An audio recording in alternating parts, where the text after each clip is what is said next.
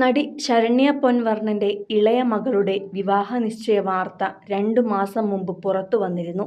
ഇപ്പോഴിതാ വിവാഹ റിസപ്ഷന്റെ വിശേഷങ്ങളാണ് സോഷ്യൽ മീഡിയയിൽ നിറയുന്നത്. ഇളയ മകൾ ചാന്ദിനിയുടെ വിവാഹ റിസപ്ഷൻ ചെന്നൈയിൽ വച്ചാണ് നടന്നിരിക്കുന്നത്. നേരത്തെ ഊട്ടിയിലെ കുണൂരിലെ ചാന്ദിനിയുടെ വീട്ടിൽ വച്ചാണ് അത്യാഡംബരമായി വിവാഹ നിശ്ചയം നടന്നത്.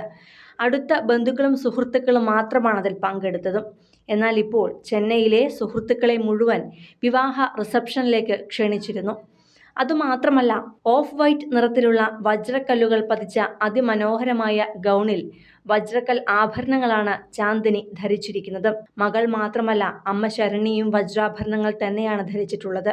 തൂവെള്ള നിറത്തിലുള്ള വജ്രാഭരണങ്ങളിൽ തിളങ്ങി നിൽക്കുകയാണ് അമ്മയും 2 പെൺമക്കളുമെല്ലാം തന്നെ.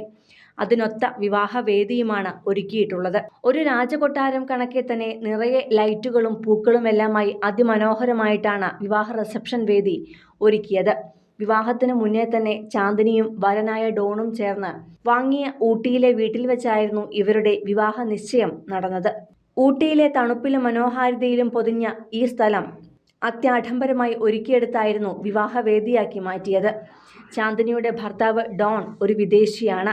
ശരണ്യയുടെ 2 പെൺമക്കളും ഡോക്ടറാണ്.